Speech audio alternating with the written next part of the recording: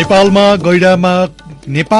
गैंडाको संख्यामा सुधार भए पनि संरक्षणमा भने चुनौती खडा हुँदै सीमित स्रोत साधनको भरमा काम गर्नुपर्दा चोरी सिकारी लगायतका घटना रोक्न नसकेको सम्बन्ध अधिकारीहरूको भनाई।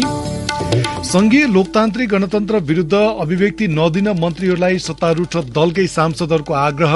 पार्टीको एजेन्डालाई जनमत प्राप्त भएकाले आफूहरूलाई नहेप्न राप्रपाको आग्रह। विद्युतीय चुलोलाई प्रोत्साहन गर्दै ग्यासको आयातलाई प्रतिस्थापन गर्ने सरकारको योजना अझै पूरा हुन सकेन। भारतीय ऑयल कर्पोरेशनले इन्धनको नयाँ मूल्य सूची पठायो। म्यानमारमा सैन्य विद्रोहको 2 वर्ष पूरा, प्रजातन्त्रवादी समर्थकद्वारा मौन हडताल। र क्रिकेट संघद्वारा राष्ट्रिय टोलीका महिला र पुरूष खेलाड़ीको वर्गीकरण, 30 खेलाड़ीको वर्गीकरण सहित करारमा नियुक्त गर्ने निर्णय। नमस्कार, कान्तिपुर डायरीका साथमा साथी नवीन र म सन्तोष। समाचार अब विस्तारमा। सुरुमा कान्तिपुर सविस्तार। कान्तिपुर सविस्तार। नेपालमा गैंडाको संख्यामा सुधार आए पनि संरक्षणमा भने चुनौती खडा हुँदै गएको छ। सबैभन्दा धेरै गैंडाको वासस्थान रहेको चितवन राष्ट्रिय निकुञ्जमा मात्रै यस वर्षको साउन यता 11 वटा गैंडा मरेका छन्। गैंडासहितका वन्यजन्तुको माध्यमबाट पर्यटन क्षेत्रमा राम्रो रकम भित्रने गरे पनि गैंडा मर्ने र मार्ने क्रमबाट निकुञ्जमा चिन्ता थपेको छ। गैंडा संरक्षणका लागि कतिपय निकायले सक्रियतापूर्वक काम नगर्दा चोरी सिकारीको घटना बढेको जानकारहरूले बताएका छन्। सरकारी अधिकारीले भने गैंडाका लागि आवश्यक पूर्वाधारको अभाव र सीमित स्रोत साधनको भरमा काम गर्नुपर्दा समस्या भएको बताएका छन्। राष्ट्रिय निकुञ्ज तथा वन्यजन्तु संरक्षण विभागको तथ्याङ्क अनुसार हाल नेपालमा गैंडाको संख्या 752 छ। नेपालमा हरेक 5-5 वर्षको अन्तरालमा गैंडा गणना हुँदै आएकोमा पछिल्लो समयमा भने 6 वर्षको अन्तरालमा भएको छ। सो गणना अनुसार चितवन राष्ट्रिय निकुञ्जमा गैंडाको संख्या उल्लेख्य मात्रामा पाइन्छ। नेपालमा सन् 1950 बाट गैंडा गणना शुरू भएको थियो। नेपालका पर्सा, चितवन, बर्दिया, शुक्लाफाटा राष्ट्रिय निकुञ्जमा गैंडाको वासस्थान छ। पछिल्लो तथ्याङ्क अनुसार चितवन राष्ट्रिय निकुञ्जमा सबैभन्दा धेरै 694, बर्दिया राष्ट्रिय निकुञ्जमा 38, शुक्लाफाटा राष्ट्रिय निकुञ्जमा 17 तथा पर्सा राष्ट्रिय निकुञ्जमा 3 वटा गैंडा रहेको वन्यजन्तु विभागको तथ्याङ्कले देखाउँछ। नेपालमा गैंडाको संख्यामा सुधार आए पनि संरक्षणमा भने चुनौती खडा हुँदै गएको छ। सबैभन्दा धेरै गैंडाको वासस्थान रहेको चितवन राष्ट्रिय निकुञ्जमा मात्रै यस वर्षको साउन यता 11 वटा गैंडा मरेका छन्, जसमध्ये 8 वटा गैंडा कालगतिले मरेका हुनु भने 2 वटा चोरी सिकारीका कारण मरेको र एउटा गैंडा मानव बस्तीमा पस्ने क्रममा विद्युतीय करेन्ट लागेर मरेको चितवन राष्ट्रिय निकुञ्जले जनाएको छ। चोरी सिकारीका कारण मर्ने गैंडाको खाग कहाँ केका लागि पुग्छ भन्ने अहिलेसम्म कुनै ठोस प्रमाण पाइएको छैन। यद्यपि सेभ द राइनो इन्टरनेशनलका अनुसार बाथरोग लगायतमा उपयोगी ठानिने परम्परागत चिनिया औषधि बनाउन प्रयोग हुँदै आएको छ। चितवन राष्ट्रिय निकुञ्जका अनुसार पछिल्लो समय मर्ने र मारिने गरेको गैंडाको प्रारम्भिक अध्ययन अनुसार चरणका लागि जंगलबाट मानव बस्तीमा आउने क्रममा भएका छन्। त्यसैले गैंडाको वासस्थान रहेको भित्री भागमा चरण क्षेत्र पर्याप्त मात्रामा विस्तार गर्नुपर्ने सो निकुञ्जका वार्डेन हरिभद्र आचार्य बताउँछन्। उनले भने खास गरी अब गैंडालाई उसको वासस्थान जुन कोर एरियामा छ त्यहाँ नै रिटेन गर्नको लागि घाँसे मैदानको अझ विशेष हामीले नमुनाको रूपमा घाँसे मैदानहरू विकास गर्ने, त्यस्तै पानीको आहालहरू पर्याप्त रूपले उपलब्ध गराउने र कम्तीमा पनि खानको लागि आहारको लागि गैंडा बाहिर जान नपरोस् त्यसको लागि थप कार्यक्रम आवश्यक म देख्छु। र समुदायलाई पनि हामीले जनचेतनामूलक कार्यक्रमहरू थप गर्न सकेनौँ भने त्यहाँनिर बाहिर जाने गैंडाहरूलाई बचाउनलाई कठिन हुन्छ। त्यसैले कोर एरियामा चाहिँ यो वासस्थान सुधारको काममा अलिक बढी ध्यान दिनुपर्ने आवश्यक म देख्छु। यता वन तथा वातावरण मन्त्रालय मातहत रहेको राष्ट्रिय निकुञ्ज तथा वन्यजन्तु संरक्षण विभागले सीमित साधन स्रोतको भरमा गैंडा संरक्षणका लागि काम गर्नु परेको बताएको छ। नेपालमा पाइने वन्यजन्तु, वनस्पति र जैविक विविधता तथा सोसँग सम्बन्धित विभिन्न पक्षलाई विभागले निहाल्ने गरेको छ। तर पनि सम्बन्धित राष्ट्रिय निकुञ्ज र प्रशासनसँग मिलेर काम गर्ने सिलसिलामा केही अन्तर भने देखिएको विभागका सूचना अधिकारी डाक्टर गणेश पन्तको भनाइ छ। वन्यजन्तु संरक्षणको हेतुले स्थापना गरिएका सुरक्षा क्याम्प समेत पर्याप्त नभएको भन्दै उनले भने कतिपय चिजहरूमा रिसोर्सको लिमिटेसनका कुराहरू हुन्छन्। अब विभागले मात्रै चाहेर पनि अब हैन हरेक चिजमा चाहिँ अब रिसोर्सहरू आएको हुँदैन। प्रायोरिटी वाइज कहिलेकाहीँ चाहिँ समस्या त्यो चाहिँ छ, लिमिटेसन त छ। सबै चिज त हामीले अब चाहेको चाहिँ सबै चिज त गर्न सक्ने रिसोर्स त हुँदैन, छैन। म्यानेजमेन्टकै लागि जस्तो ग्रासल्यान्ड म्यानेजमेन्टको लागि रिसोर्सहरू कम हुन्छ, पुग्दैन। अब सेक्युरिटी पोस्टहरूकै लागि पनि हामीलाई अझ एडिसनल अरू थप चाहिँ फेसिलिटिजहरू चाहिने, मोबिलिटी भेहिकल चाहिने ठाउँहरू त धेरै छन्, त्यस्ता खालका ठाउँहरू जति सोचे जति त छैन अझै पनि। तर पनि गभर्मेन्टले फेरि केही नगरिरहेको भन्ने अवस्था पनि होइन, गरिरहेको छ। अब यसलाई प्रायोरिटाइज गरेर अगाडि बढ्ने कुरा हो। नेपालमा पाइने गैंडाको औसत आयु सामान्यतया 40 वर्ष छ। राष्ट्रिय प्रकृति संरक्षण कोषका अनुसार एक पोथी गैंडाले आफ्नो आयुको 6 देखि करिब 30 वर्षको उमेरसम्म बच्चा जन्माउन सक्छ। जन्मिएको 3 देखि 4 वर्षको उमेरमा गैंडाका बच्चा छुट्टिने गरेका छन्। पछिल्लो समय भएको वृद्धिले वासस्थानको अभावमा एक आपसमा जुधेर पनि गैंडा मर्ने गरेका छन्। चितवन राष्ट्रिय निकुञ्ज सहित देशभर रहेका गैंडाको संख्या हेर्दा अहिले मरेका गैंडाको संख्याको आँकडालाई लिएर आत्तिनु नपर्ने तर सचेत भने हुनुपर्ने कतिपयको बुझाइ छ। गैंडाको संरक्षणका लागि स्थानीय स्तरमा भएका संयन्त्रले चुस्त रूपमा काम गर्न नसकेको राष्ट्रिय प्रकृति संरक्षण कोषका प्रमुख बाबुराम लामिछाने बताउँछन्। गैंडाको चोरी सिकारीको थ्रेट चाहिँ सधैँ रहिरहेकै थ्रेट हो। अलिकति हाम्रो विक पोइन्ट होइन, जहाँ लुप होल कतै चाहिँ यो चोरी सिकारीले भेटेर चाहिँ चोरी सिकारी भएको हुन सक्छ। सुरक्षाको संयन्त्रले चनाखो भएर बस्तीदेखि बाहिरको चुराकी संयन्त्रलाई पनि परिचालन गर्नुपर्ने। त्यसपछि पछिल्लो समय अलिकति समुदायको तर्फबाट पनि अलिक बढी त्यो सम्बन्धी गस्ती हाम्रो जस्तो समुदायमा आधारित चोरी सिकार नियन्त्रण इकाइहरू पहिला अलिक बढी एक्टिभ भइरहेको, अहिले चाहिँ त्यति एक्टिभ कामहरू नभएको। चितवन राष्ट्रिय निकुञ्जका अनुसार पछिल्लो 552 दिन यता गैंडा चोरी सिकारीका कारण मर्नबाट जोगिएका थिए। तर माघ 6 गते सो निकुञ्जको पश्चिम सेक्टरमा 2वटा गैंडा मृत भेटिएका थिए, जसमा एउटाको खाग चोरी भएको पाइएको निकुञ्जले जनाएको छ। गैंडा सहितका वन्यजन्तुको तस्करी हुनुमा मानिसको शौखिन स्वभाव पनि एक कारण देखिएको छ। नेपालमा मारिने अधिकांश वन्यजन्तुको आँखीटो पहाड़हरू उत्तरी नाका मार्फत छिमेकी राष्ट्र चीन हुँदै अन्तर्राष्ट्रिय बजारमा पुग्ने गरेको बताउँछन् पुनः चितवन राष्ट्रिय निकुञ्जका वार्डन हरिभद्र आचार्य। अब अहिलेसम्मको हाम्रो अनुसन्धान यो किन यो त अन्डरग्राउन्ड मार्केट हो, खास यहाँ नै बजार छ भन्ने थाहा हुँदैन। अहिलेसम्मको अनुसन्धान गर्दा देखिएको चाहिँ नेपालबाट सबै वन्यजन्तु आँखेटो पहाड़हरू चाहिँ तिब्बत हुँदै अन्तर्राष्ट्रिय बजारमा जान्छ। अब यो प्रयोगको विषयमा चाहिँ मान्छे कतिको अलिक गलत अवधारणाहरू पनि हुन सक्छ र कतिपयले सोखको रूपमा यस्तो वन्यजन्तु आँखेटो पहाड़हरू प्रयोग गरिदिने। जुन चिज दुर्लभ छ, दुर्लभ चिजमाथि डिमान्ड क्रिएट हुने र त्यो डिमान्डलाई फुलफिल गर्नको लागि चाहिँ यस्ता दुर्लभ वन्यजन्तुहरूमाथि प्रेसर पर्ने। खास गरी मान्छेको चाहना नै हो। चाहना किन सिर्जना भयो भन्ने कुरो अब त बुझिन सक्नुको छ। विश्व सम्पदा सूचीमा सूचीकृत नेपालको यो निकुञ्जबाट हुने गैंडाको शिकार र तस्करीले पर्यटन क्षेत्रमा समेत असर पुर्याउने देखिन्छ। नेपालले यिनै गैंडा लगायत विभिन्न वन्यजन्तुलाई देखाएर विदेशी पर्यटक भित्राइरहेको छ। यसतर्फ स्थानीय पर्यटन व्यवसायी, समुदाय र सम्बन्धित निकायले आपसमा आफ्नो स्थानमा हुने चोरी सिकारीलाई कम गर्न गस्ती सहितको सुरक्षा व्यवस्था मिलाउनु अपरिहार्य छ। रेडियो कान्तिपुरका लागि नवीन कोइराला। कान्तिपुर सविस्तार।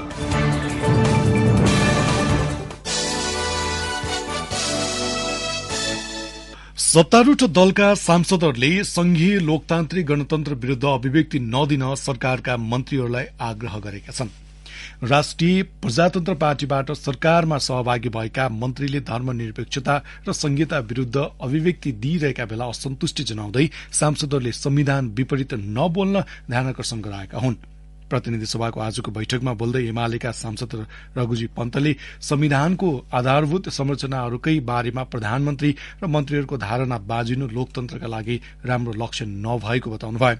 संविधान अनुसार शपथ लिएका मन्त्रीहरूले व्यवस्थामाथि प्रश्न उठाउनु गलत भएको सांसद पन्तले बताउनुभयो।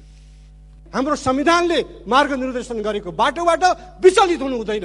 झन् यस्ता धारणा संविधानले निर्देश गरेका यस्ता धारणाहरूको बारेमा मन्त्री भएर क्याबिनेटमा बसेर यदि राय बजाउन थाल्छौँ भने यसले देशलाई कुन बाटोमा लैजाने हो भन्ने भ्रम उत्पन्न गर्दछ। म फेरि भन्छु, यो मैले मत हालेको सरकार हो। राप्रपाको आफ्नो विचार होला, त्यो दलले आफ्ना विचारहरू भन्न सक्छ, त्यसका सांसदहरूले बोल्न सक्छ। तर क्याबिनेटमा बसेर, मन्त्री परिषदमा बसेर यसरी संविधानको बर्खिलाफ बोल्ने कुरा यो संविधानको विपरीत कुरा हो। यसले लोकतन्त्रलाई कमजोर बनाउँछ। एमाले सांसद पन्तको भनाइमा सहमत जनाएका माओवादी केन्द्रका सांसद शक्तिबहादुर बस्नेतले मन्त्रीहरूले संविधानको मूल्यभन्दा बाहिर गएर टिप्पणी गर्न नहुने बताउनुभयो। संहितालाई काठमाडौँबाट हेरेर मात्र मूल्याङ्कन गर्न नहुने बस्नेतको भनाइ छ। म विनम्रतापूर्वक भन्न चाहन्छु, संघीयताको महत्व बोध गर्नको लागि सुदूरपश्चिम पुग्नु पर्दछ, कर्णालीमा जानु पर्दछ, पूर्वी पहाडबाट मधेसमा पुग्नु पर्दछ। संघीयताको बोध तब मात्र हामी राम्रोसँग गर्न सक्दछौँ। राजधानीमा बसेर संघीयताको महत्व बोध हुँदैन सभामुख महोदय। संघीयताले देशको असमान विकासको अवस्थालाई सम्बोधन गर्नको लागि हामीलाई संघीयता आवश्यक परेको हो। यहाँको विविधतालाई सम्बोधन गर्नको लागि संघीयताको आवश्यकता परेको हो। जनता समाजवादी पार्टीका सांसद राजकिशोर यादवले मन्त्री पदको दुरूपयोग गरेर संघीयता र गणतन्त्र विरूद्ध बोल्न नहुने बताउनु भएको छ। संघीयता र गणतन्त्र कसैको आशीर्वादबाट नआएको यादवले उल्लेख गर्नुभयो। यो संघीयता यो संविधानको मूल मर्म हो, आत्मा हो। संघीयता कसैको कृपाले, यो गणतन्त्र कसैको आशीर्वादले र यो देशको समानुपातिक समावेशी कसैको दहेजमा आएको होइन। लाखौं लाख नेपाली जनताको बलिदानीबाट, संघर्षबाट, आन्दोलनबाट स्थापित भएको विषय हो। कार्यकारिणी अधिकार लिने, सरकारको मन्त्रीमा बस्ने अनि मन्त्रीको पदको दुरुपयोग गर्दै यदि संघीयता र गणतन्त्रको विरुद्धमा बोल्यो भने जनता समाजवादी पार्टी चुप लागेर बस्न सक्दैन। यता सत्तारूढ दल राष्ट्रिय प्रजातन्त्र पार्टीले भने धर्मनिरपेक्षता र गणतन्त्र विरूद्ध बोल्न संविधानले समेत रोक्न नसक्ने बताएको छ। पार्टीको एजेण्डालाई जनताले मत दिएको भन्दै बैठकमा राप्रपाका सांसद धवल शमशेर जबराले आफूहरूलाई नहेप्न आग्रह गर्नुभयो। यो होइन कि हामी संविधानलाई मान्दैनौं, व्यवस्थालाई मान्दैनौं। नमान्ने भावे हामी जंगल जान्थ्यौं, बन्दुक उठाउँथ्यौं। यही व्यवस्था र यही संविधानभित्र बसेर यो संविधानलाई हामीले बोकेको मूल्य र मान्यता भित्र परिवर्तन गर्न राष्ट्र प्रजातन्त्र पार्टीलाई जनताले भोट दिएर हामी आएको छौं र हामीलाई हेप्ने काम र हामीलाई होच्याउने काम यो सदनबाट आइन्दा फेरि नहोस्। प्रतिनिधि सभाको आजको बैठकमा चितवन 2बाट प्रतिनिधि सभा सदस्यमा निर्वाचित रवि लामिछानेको पद खारेज भएको जानकारी सभामुख देवराज घिमिरेले गराउनु भएको थियो।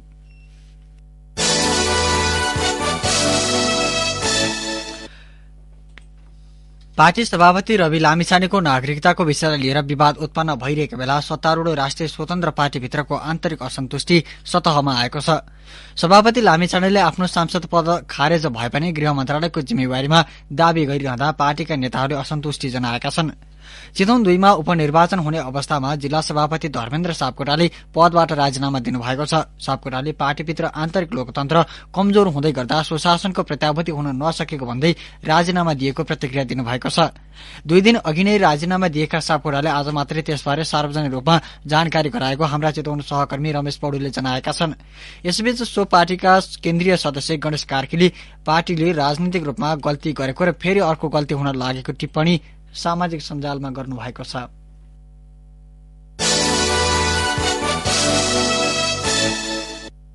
कान्तिपुर डायरीमा अब ब्रेकको पालो। अब बाँकी प्रसंग। मुलुकमा पछिल्लो समय मानव बेचबिखनको अवस्था जर्जर रूपमा देखा परेको छ। राष्ट्रिय मानव अधिकार आयोगको वार्षिक प्रतिवेदनले मुलुकमा गत वर्ष मात्रै मानव बेचबिखन सम्बन्धी 145 वटा मुद्दा दर्ता भएको देखाएको छ, जसलाई पछिल्ला 2 आर्थिक वर्ष यताकै बढ्दो आँकडाका रूपमा लिएको छ। एक रिपोर्ट। मुलुकमा पछिल्ला केही वर्ष यता मानव बेचबिखन सम्बन्धी उजुरीका घटना निरन्तर बढ्दै गएको मानव अधिकार आयोगको प्रतिवेदनले देखाएको छ। आर्थिक वर्ष 2076-77 र आर्थिक वर्ष 2077-78 मा क्रमशः 136 र 134 उजुरी परेकोमा सो संख्या गत आर्थिक वर्षमा झनै बढेको हो। गत वर्ष मानव बेचबिखन सम्बन्धी 145 उजुरी दर्ता भएका छन्। प्रहरीको मानव बेचबिखन अनुसन्धान ब्यूरोमा दर्ता भएका उजुरी मध्ये 211 व्यक्तिहरू मानव बेचबिखनबाट पीड़ित भएका छन्। मानव बेचबिखनमा परेका व्यक्तिहरू मध्ये 94.7% महिला र 5.2% पुरूष छन्। प्रतिवेदन बारे थप जानकारी दिँदै राष्ट्रिय मानव अधिकार आयोगका प्रवक्ता डाक्टर टीकाराम पोखरेल, बेचबिखनको चाहिँ तथ्याङ्क सरसर्ती हेर्दाखेरि चाहिँ नि विगतका तुलनामा पनि यो वर्ष पनि घटेको देखिने। बेचबिखनका नयाँ नयाँ स्वरूपहरू पनि पछिल्लो चरणमा आइरहेका छ। बेचबिखनका घटनाहरू चाहिँ नि अहिले पनि त्यस्तो घटेको चाहिँ देखिँदैन। महिला, बालबालिका, पुरूष सबै अन्जानमै यसको शिकार बन्ने गरेको जानकारहरू बताउँछन्। गिरोहले फरक फरक लालच सहित उनीहरूलाई देह व्यापार, मानव अंग प्रत्यारोपण, भाडामा सन्तान उत्पादन तथा जबरजस्ती श्रमका लागि मानिसको अवैध व्यापार गर्ने गरिएको पाइएको छ। आधुनिकीकरणसँगै मानव बेच्ने स्वरूपहरूमा पनि परिवर्तन हुँदै गएको छ। रोजगारीको लालचमा डान्स बार, क्याबिनेट, रेस्टुरेन्ट लगायतमा मानव बेचबिखन अझ बढेको हो। बदलिदो मानवीय जीवनशैली र वैदेशिक रोजगारको नाममा पनि यस्ता घटना बढ्दै गएको राष्ट्रिय मानव अधिकार आयोगकी मानव अधिकार अधिकृत यशोदा बन्जाडेको तर्क छ। उनले भनिन्, लाइफ स्टाइलको कुराहरूदेखि लिएर हाम्रो जति पनि यो मानव बेच क्रियाकलापहरू बढिरहेको छ, यसले पनि कस्तो देखाउँछ भने मानव बेचको उच्च जोखिम अवस्था, जस्तै अहिले वैदेशिक रोजगारको नाममा पनि अहिले आइरहेको एउटा नयाँ आयाम हो नि, अहिले आन्तरिक रूपमा बेचबिखनको जुन उच्च जोखिम छ नि, त्यस कुरालाई हामीले चाहिँ हेर्दाखेरि जस्तै आएको आफ्नै अनुभवमा अनि प्रहरीमा रेकर्डेड विभिन्न संस्थाहरूमा आएका जुन जति पनि घटनाहरू छन् त्यसलाई हामीले चाहिँ विश्लेषण गर्दाखेरि चाहिँ यो मानव बेचबिखनको घटनाहरू चाहिँ बढोत्तरी नै छ। नेपालमा मानव बेचबिखनको अवस्था नियन्त्रणका लागि मानव बेचबिखन तथा ओसार पसार नियमावली 2065 पनि छ, तर प्रभावकारी नहुँदा घटनाहरू कम हुनुको साटो वर्षेनी बढ्दै गएको तथ्याङ्कले देखाउँछ। गत वर्ष दर्ता भएका सो घटनामा अभियुक्त ठहरिएका 291 मध्ये 180 जनालाई पक्राउ गरिएको छ। मानव बेचबिखनको आरोपमा पक्राउ पर्ने महिलाको संख्या पनि डर लाग्दो छ। गत आर्थिक वर्ष 76 महिला मानव बेचबिखनमा संलग्न रहेको पाइएको छ, जसमध्ये 45 महिला पक्राउ परेका छन् भने 31 महिला अझै फरार सूचीमा छन्। बढ़दो बेरोजगारीका कारण पनि मुलुकमा मानव बेचबिखनका घटनाले प्रशय पाएको मानव अधिकार कर्मी इन्द्र अर्यालको तर्क छ। मानव बेचबिखनका घटना नियन्त्रणमा आयोगको सुझाव सहितको प्रतिवेदन कार्यान्वयनमा सरकारले गम्भीरतापूर्वक लिनुपर्ने उनको सुझाव छ।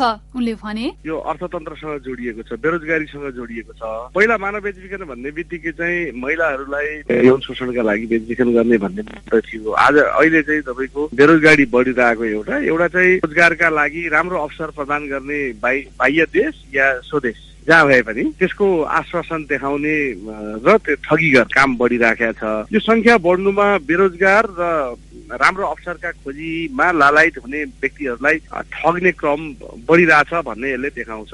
यो चाहिँ गम्भीर हो। किन गम्भीर हो भनेदेखि खासै अब राष्ट्रिय मानवाधिकार आयोगका प्रतिवेदनहरू पेश गर्ने कुराहरू मात्र छ। राष्ट्रिय मानवाधिकार आयोग स्थापना भएको 20औं वर्षमा चाहिँ सामान्य क्षतिपूर्तिको विषय बाहेक अन्य सिफारिस गरिएका सिफारिसहरू चाहिँ मानवाधिकार आयोगले गरेका सिफारिसहरू चाहिँ सरकारले कहीँ कार्यान्वयन गरेर रहेछ। महिलाहरू असुरक्षित भएको भन्दै कतिपय मुलुकमा सरकारले कामदारका रूपमा महिलाहरूलाई जान रोक लगाएको छ। खाडी मुलुक Saudi Arabia, Kuwait, United Arab Emirates, Oman, Bahrain, Iraq, Libya र लेबनान सहितका 9 वटा देशमा महिला कामदार पठाउन नेपालबाट रोक लगाइएको छ।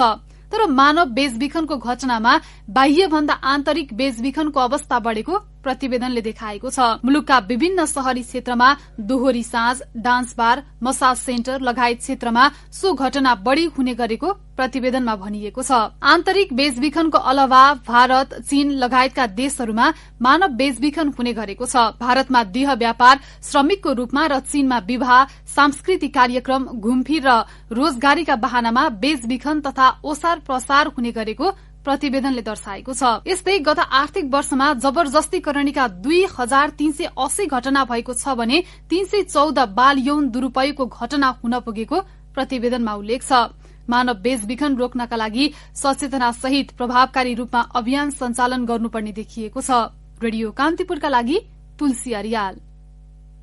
कान्तिपुर डायरीमा पुनः ब्रेकको पालो।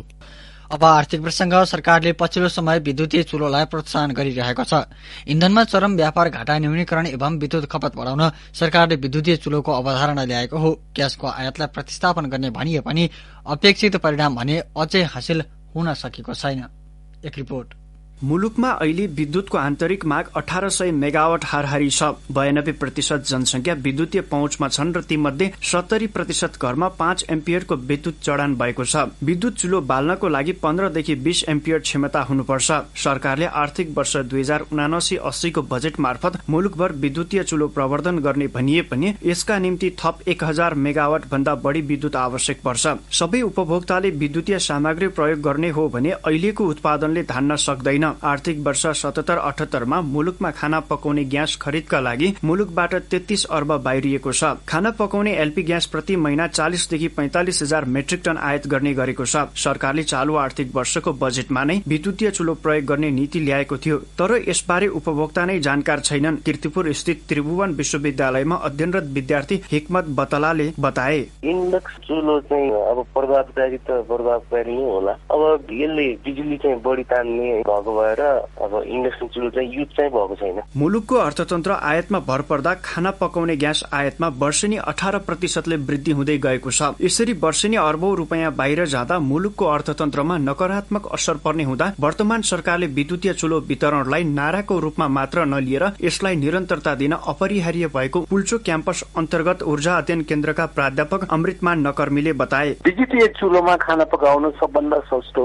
भइसक्यो। त्यसकारण चाहिँ अब आफ्नै देशमा उत्पादन भएको बिजुली प्रयोग गर्यो भने देशको अर्थतन्त्रलाई पनि यसले चाहिँ सघाउने, हामी चाहिँ परनिर्भरता पनि कम गर्ने र हाम्रो चाहिँ के हो ऊर्जा सुरक्षा पनि यसले चाहिँ बढाउने भएको हुनाले चाहिँ यो विद्युतीय चुलोलाई चाहिँ प्रोत्साहन गर्नु अत्यन्त आवश्यक छ। सरकारले ग्यासलाई प्रतिस्थापन गरी विद्युतीय चुलो प्रयोग गर्ने कार्यक्रम देशको लागि निकै महत्वपूर्ण भए पनि त्यसलाई आवश्यक तयारी नभएको ग्यास विक्रेता महासंघका अध्यक्ष शिव घिमिरेले बताए। एलपीजीमा यत्रो व्यापार घाटा छ, यति ठुलो चाहिँ आयातबाट नोक्सान गरिरहेछ। कार्य योजना नै तयार भइ नसके अवस्थामा उद्देश्य राम्रो हो, तयारी पूरा छैन। सरकारले चालू आर्थिक वर्षको बजेट मार्फत एक घर एक विद्युतीय चुलो वितरण गर्ने प्रतिबद्धता सुन्दा र पर्दा निकै रोचक भए पनि यसको व्यावहारिकता पनि निकै चुनौतीपूर्ण भएको वरिष्ठ अर्थविद चन्द्रमणि अधिकारीले बताए। चुलो वितरण भन्दा पनि नेपाल विद्युत प्राधिकरणले विद्युत प्रणालीमा सुधार गरी अघोषित विद्युत कटौती हुने हुँदा यसलाई नियमित वितरणमा केन्द्रित भए महिला तथा गृहिणीले चुलोको अनिवार्य प्रयोगमा आउने उहाँको दावी छ। जलविद्युतबाट जुन ग्रिन इलेक्ट्रिसिटी हामीले उत्पादन गरेका छौँ त्यसको प्रणालीमा सुधार, गुणस्तरमा सुधार र मूल्यमा सुधार गर्ने, बरु त्यो ग्यासमा दिएको अनुदान त्यसमा दिने गर्यो भने अनि त्यसको मूल्य घट्न साथ मान्छे आफैले विद्युतीय चुलो किन्न थाल्छन्। सरकारले बजेट वक्तव्यमा समावेश गरे पनि सबै घर दूरीलाई पुग्ने गरी बजेट विनियोजन नभएको ऊर्जा जलस्रोत तथा सिंचाई मन्त्रालयका प्रवक्ता मधु प्रसाद भेटवालले बताए। एकैपटक सबै समुदायको पहुँचमा विद्युतीय चुलो पुर्याउन सकिने अवस्था नभएकाले मध्य प्रदेश लुम्बिनी प्रदेशमा गरी 50,000 चुलो तथा उपत्यकामा अध्ययनरत 2865 जना विद्यार्थीलाई विद्युतीय चुलो वितरण भएको उनी बताउँछन्। बजेट वक्तव्य त आयो, घर परिवारलाई पुग्ने हिसाबको बजेट विनियोजन भएको छैन। चुलोकै अवस्था 3035 को हाराहारीको चुलोको कस्ट आयो। त्योसँग पकाउने भाँडाकुँडाहरू फेरि हामीले जुन हिसाबमा पकाइरहेका छौँ त्यो सबै मिल्दैन। कतिपय ठाउँमा वायरिङ सिस्टम अपग्रेड गर्नुपर्ने छ, त्यसको कस्ट पनि लाग्यो। एउटा फ्यामिलीको लागि 10,000 जतिको एउटा लाग्ला। सार्वजनिक खपत र लोकप्रियताको लागि हरेक वर्ष सरकारले कुनै न कुनै नयाँ कार्यक्रम ल्याउने गरेको छ। यसरी पर्याप्त अध्ययन अनुसन्धान बिना ल्याइने कार्यक्रमले कुनै आशातीत सफलता हासिल हुँदैन। अझ यस्ता कार्यक्रमको निरन्तरताको प्रश्न पनि अर्कोतर्फ उठ्ने गरेको छ। रेडियो कान्तिपुरका लागि असीम सापकोटा। भारतीय आयल कर्पोरेशन आईओसीले नेपाललाई पेट्रोलियम पदार्थको नयाँ मूल्य सूची पठाएको छ। अन्तर्राष्ट्रिय बजारमा कच्चा तेलको मूल्य बढेसँगै आईओसीले नेपाल ऑयल निगमलाई पेट्रोलियम पदार्थको भाव बढाएर पठाएको हो। आईओसीले पठाएको नयाँ मूल्य सूची अनुसार पेट्रोलमा अत्यधिक प्रति लिटर 8 रुपियाँ 1 रुपियाँ पैसाले भाव बढेर आएको छ। त्यस्तै डिजेलमा 7 रुपियाँ 98 पैसा, मट्टीतेलमा 4 रुपियाँ 61 पैसा तथा हवाई इन्धनमा 7 रुपियाँ 80 पैसा बढेर आएको निगम स्रोतले जनाएको छ। भारतबाट इन्धनको मूल्य बढेर आएपछि निगम फेरि घाटामा गएको छ। निगमका अनुसार नेपालमा मूल्य समायोजन नगर्ने हो भने अबको 15 दिनमा 9 करोड़ 41 लाख रुपियाँ घाटा हुनेछ। विगत 4 महिनासम्म निगम नाफामा रहँदै आएको थियो। विगतमा परेको घाटाका कारण निगमले सरकारबाट 7 अर्ब रुपियाँ ऋण लिएको छ। त्यस्तै आईओसीलाई बुझाउनु पर्ने करिब 11 अर्ब रुपियाँ बग्याउँदा छ। अन्तर्राष्ट्रिय बजारमा विगत 1 महिनामा कच्चा तेलको भाव प्रति ब्यारेल करिब 8 अमेरिकी डलरले बढेको छ।